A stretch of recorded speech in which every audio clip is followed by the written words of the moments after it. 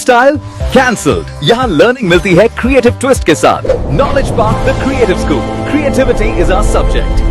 Public school English medium admissions are open, nursery to higher classes. नमस्कार, मैं वर्षा रानी, आप देख रहे हैं बीके न्यूज। बीके न्यूज में आपका स्वागत है। आईटा की ओर से इफ्तियार गेट टुगेदर प्रोग्राम रखा गया।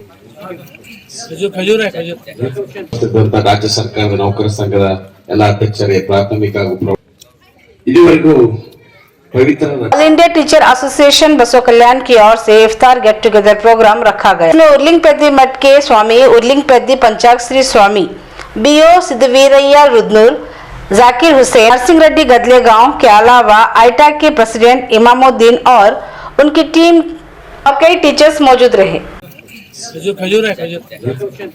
ರಾಜ್ಯ ಸರ್ಕಾರದ ನೌಕರ ಸಂಘದ ಎಲ್ಲ ಅಧ್ಯಕ್ಷರೇ ಪ್ರಾಥಮಿಕ ತಿಂಗಳ ಉಪವಾಸ ಎಷ್ಟು ಮುಖ್ಯನೋ ಅಷ್ಟೇ ಮುಖ್ಯ ನಮಾಜ್ನು ಕೂಡ ಇದೆ.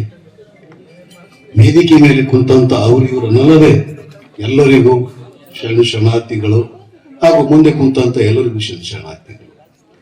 ನರಸಿಂಹ ರೆಡ್ಡಿ ಅವರು ಅಂದಂಗ ಈ ನಮ್ಮ ಭಾರತ ದೇಶ ಎಷ್ಟು ಶ್ರೇಷ್ಠ ಅಂತಂದ್ರೆ ಹೌದು, ನೀವು ಹುಟ್ಟಿದೆ ಭಾರತ. ಯಾಕಂದ್ರೆ ಇಲ್ಲಿ ನಮ್ಮಲ್ಲಿ ಹೆಂಗದ ಅಂತಂದ್ರೆ ಅಣ್ಣ ಬಸವಣ್ಣವ್ರು ಹಾಕೊಟ್ಟದಂತ ಮಾರ್ಗದರ್ಶನ ನಮ್ಮಲ್ಲಿ. ಇವನು ಮುಸ್ಲಿಮ, ಇವನು ಮರಾಠ, ಇವನು ಅವನು, ಇವನು ತಾವ, ಇವನಾರವ ಇವನಾರವ ಇವನಾರವ ಎಂದಡೆ ಇವ ನಮ್ಮವ ಇವ ನಮ್ಮವ ಇವ ನಮ್ಮವ. ಗಿರಿ ಸಿಲ್ಕ್ ಅಂಡ್ ಸಾರಿ ನಮ್ಮ ಮನೆ ಮಕ್ಕಳು ಇವ್ರೆಲ್ಲರೂ ಏನದ ಅಂತಂದ್ರೆ ಇಫ್ತಾರ್ ಕೂಟ ಅವರು ಉಪವಾಸ ಅವ್ರು ಇರೋದು, ಬಟ್ ಇಫ್ತಾರ್ ಬಿಡ್ಲಕ್ಕೆ ನಮ್ಮನ್ನು ಕರೆಯೋದು. ಇದು ಬಂಧತ್ವ, ಒಂದು ಸಹೋದರತ್ವದ ಒಂದು ಸಂಕೇತ ಅಂತ ಅನಿಸ್ತದೆ. ಬಂಧುಗಳೇ, ಉಪವಾಸ ಇರೋದು ಎದ್ರ ಸಲುವಾಗ್ತಂತಂದ್ರೆ ಸೈನ್ಸಿಕ್ದಷ್ಟು ಸರಿನಿ. ಅದು ಅಲ್ಲದೇ ಉಪವಾಸ ಯಾಕಿರ್ಬೇಕು ಅಂತಂದ್ರೆ ಹಸದಾನಂತವ ಬಡವೊಂದು ಅರ್ಥ ಮಾಡ್ಕೊಲಿಕ್ಕೆ ಅವ ಏನ್ ಪ್ರಸಕ್ತಿ ಉಪವಾಸ ಇದ್ದಂತವನಿಗೆ ಅವ್ರ ಪ್ರಸಕ್ತಿ ಏನಾಗ್ತದ, ಅವನು ಹಾಲತ್ ಏನಾಗ್ತದ ಅಂತ ಜಖಾತ್ ಏನು ಕೊಟ್ಟು ಏನ್ ಮಾಡ್ತಾರ. ಇದು ಬಹಳ ಮುಖ್ಯ. ಅದು ಕಲಿತಕ್ಕಂಥದ್ದು ಅಲ್ಲಾಹನ ಸವಿತಕ್ಕಂಥದ್ದು ಒಂದು ಉಪವಾಸ, ಒಂದು ಸಂದೇಶ. ಯಾಕಂದ್ರೆ ಮಾತಾಡ್ಲಿಕ್ಕೆ ಬಹಳಷ್ಟು ಸಮಯ.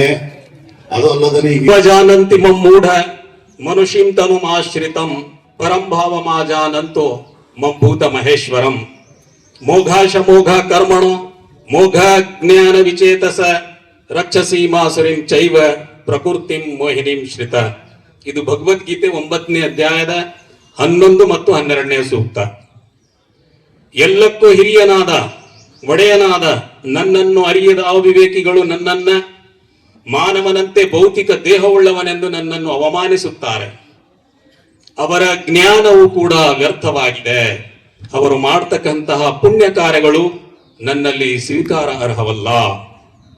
ಅವರು ನನ್ನ ಮಾಯಾಶಕ್ತಿಗೆ ಮರುಳಾಗಿ ಆಸುರರಂತೆ ತನ್ನ ಜೀವನವನ್ನ ಸಾಗಿಸ್ತಾ ಇದ್ದಾರೆ. ತನ್ನ ಜ್ಞಾನ, ನೈಜ ಜ್ಞಾನ, ಭಗವದ್ಗೀತೆ ಹೇಳ್ತಕ್ಕಂಥದ್ದು ದೇವರನ್ನ ಕಂಡುಕೊಳ್ಬೇಕು. ದೇವರು ಹೇಗಿದ್ದಾನೆ ಅವನನ್ನ ಕಂಡುಕೊಂಡು ಅವನು ಗಳಿಸಿದಂತಹ ಜ್ಞಾನದ ಮೂಲಕ ಜೀವನ ಸಾಗಿಸಿದ್ದಾದರೆ ಅದು ಮಾನವ ಜೀವನ. ಒಂದು ವೇಳೆ ಅವನು ಗಳಿಸಿದಂತಹ ಜ್ಞಾನದಿಂದ ಸೃಷ್ಟಿಕರ್ತನನ್ನ, ದೇವರನ್ನ ಕಂಡುಕೊಳ್ಳಿಕ್ಕೆ ಸಾಧ್ಯವೇ ಇರಲಿಲ್ಲ ಆದರೆ ಅದು ನಿಜವಾಗಿಯೂ ಅವನ ಬದುಕು ಆಸುರರಂತೆ, ಮಾನವಲ ದಾನವ ಅಂತ. ಈಗ ಆಸುರ ದಾನವ ಅಂದ್ರೆ ಬೇರೆ ಯಾರೂ ಇಲ್ಲ, ಅದು ಮನುಜರಲ್ಲಿಯೇ. ಜ್ಞಾನ, ನೈಜ ಜ್ಞಾನದ ಮೂಲಕ ಒಬ್ಬ ಮನುಷ್ಯತ್ವ ಬರುತ್ತದೆ ಒಬ್ಬ ಮನುಷ್ಯನಲ್ಲಿ. ಆದರೆ ಜ್ಞಾನ ಇದ್ದಾಗಲೂ ಕೂಡ ಅದು ನೈಜ ಜ್ಞಾನ, ತನ್ನ ಸೃಷ್ಟಿಕರ್ತನನ್ನ ಕಂಡುಕೊಳ್ಳಿಕ್ಕೆ ಸಾಧ್ಯವಿಲ್ಲದಂತ ಜ್ಞಾನ ಇದ್ದಾಗ ನಿಜವಾಗಿ ಒಬ್ಬ ಮನುಜ ಪೈಶಾಚಿಕನಾಗಿ, ದಾನವನಾಗಿ ಬದುಕುತ್ತಾನೆ ಅಂತ ದೈವಿಕ ಗ್ರಂಥಗಳು ಹೇಳ್ತವೆ.